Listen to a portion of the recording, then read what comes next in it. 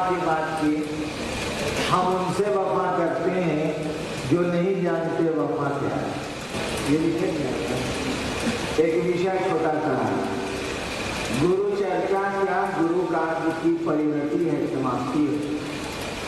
गुरु चर्चा क्या गुरु कार्य की समाप्ति है, परिणति है, एंड है।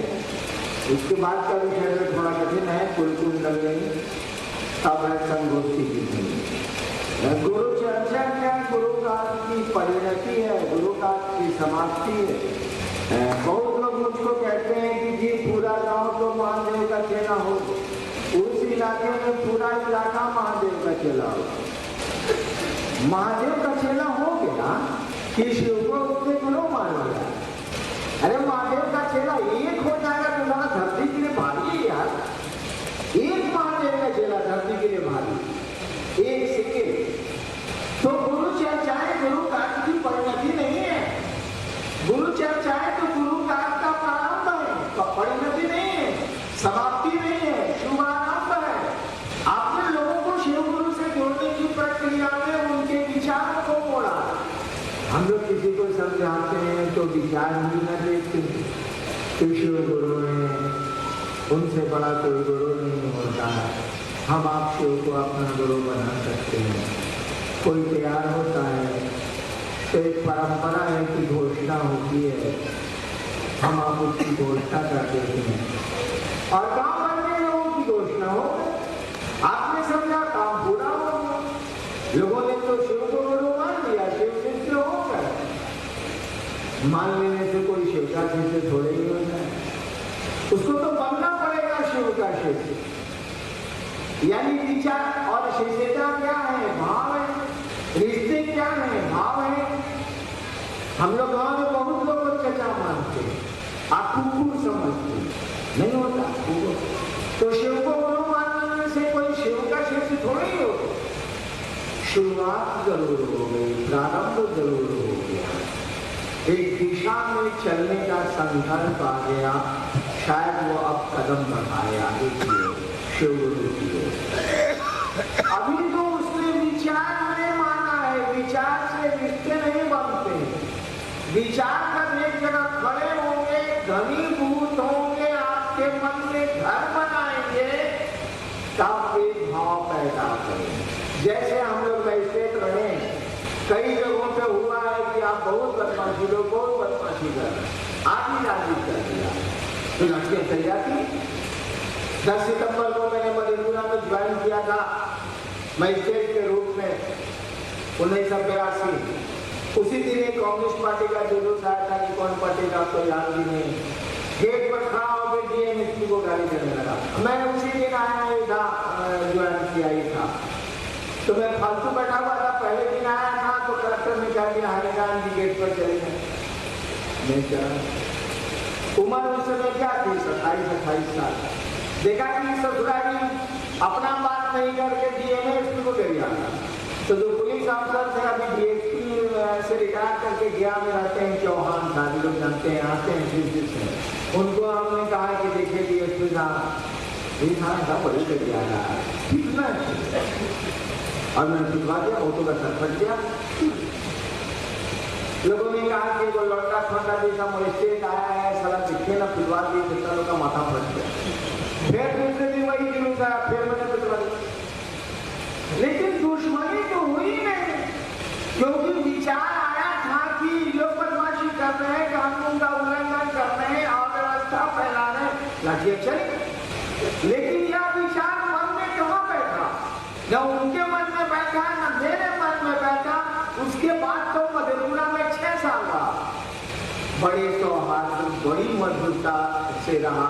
जिनको लाठियां लगी होंगी वो भी मेरा सम्मान आज करते हैं, उस दिन भी करते थे, मैं भी करता हूँ।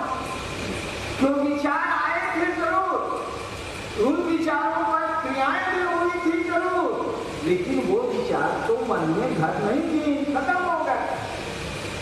लाठियां चली, मामला खत्म। जिसको अस्पताल जाना था अस्पताल गया, मामला खत्म हो।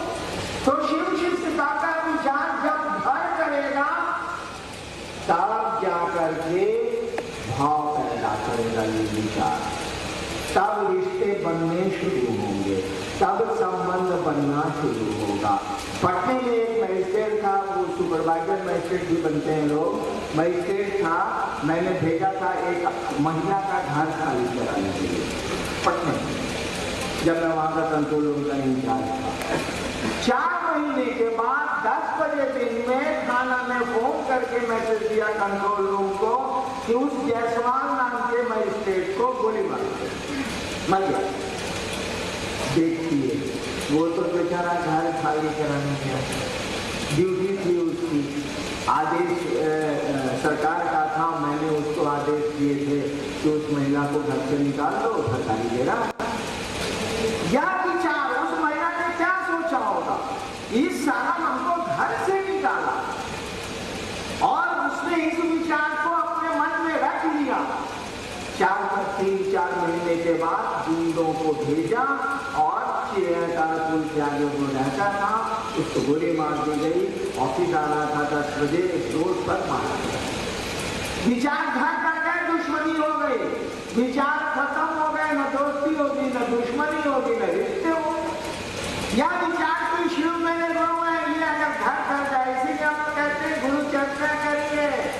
यह विचार आपके मन में बार बार आए, दूसरे भी आपको टोक के याद दिलाए कि वो महादेव के की हालचाल है, झगड़ा ही कर रहा है, लेकिन आपको तो टोका।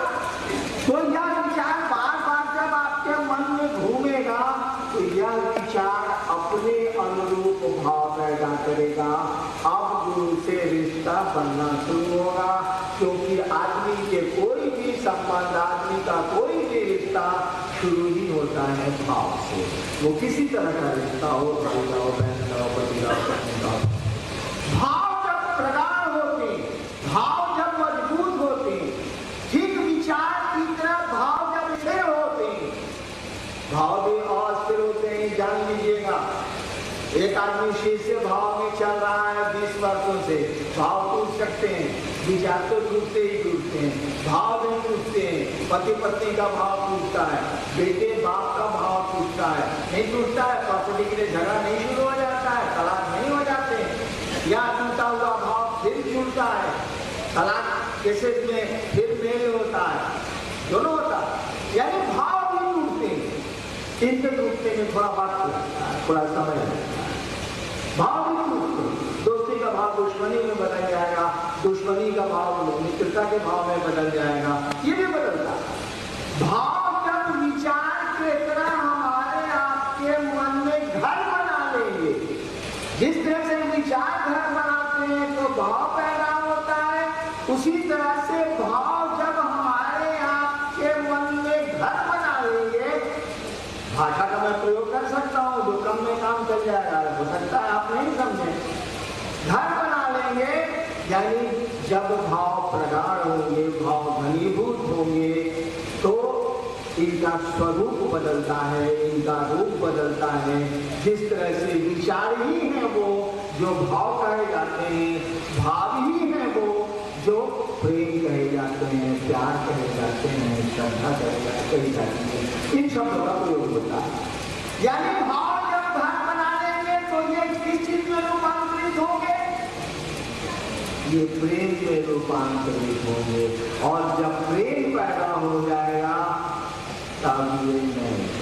अब ईसा को आप सूली पे चढ़ा दीजिए, हो गया। मीरा को उसके देवर में जहर दे दिया, कोई नहीं। सुकरात को लोगों ने जहर दे दिया, उसके शिष्यों ने जेल में सुरंगें भी बनाई, सुकरात ने कहा मैं नहीं था। समझ गया? मंसूर ने तो जब न्यायालय में उस पर मुकदमा चला तो उसका जो गुरु था, नियम था पहले मुस्लिम लॉ में कि शिष्य अगर गलतियां करेगा, धर्म के खिलाफ गलतियां करेगा तो उसके वारंट पर जो काजी निकालता था गुरु को दस्तखत करना पड़ेगा। और गुरु ने दस्तखत किए थे, खत्म।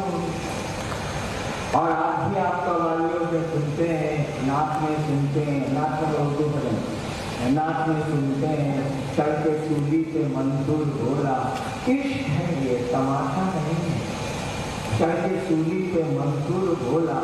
इश्क है ये, तमाशा नहीं है कि सारा हम छोड़ दें, अपनी बात बदल दें, हम अपनी बात से अलग हो जाए।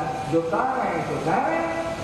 औरंगजेब ने एक मुसलमान फकीर सरमद को बुलाया, जो शाहजहां था उसके बाप का गुरु था, और कहा कि सरमद, आप कहते हैं कि अल्लाह है, लेकिन रसूलुल्लाह का नाम आप क्यों नहीं लेते?